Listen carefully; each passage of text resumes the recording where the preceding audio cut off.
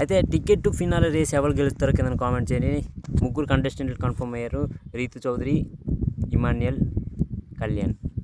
Ritu Chowdary అవ్వకపోదును, demon Pawan అవుదును.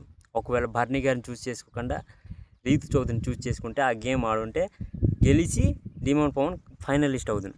అంత పెద్ద challenge నిలబెట్టుకున్నాడు, ఫోన్లే లాస్ట్ దాకైనా వచ్చాడు అని అనుకుందును. అక్కడ బ్యాల్ అయిపోయాడు. ఎవరు? డిమోన్ పవన్ అనమాట.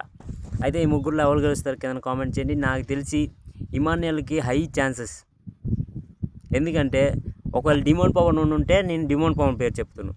రేస్లో డిమోన్ పవన్ ఉండుంటే ఈ ముగ్గురులో డిమోన్ పవన్ పేరు చెప్తున్నాను.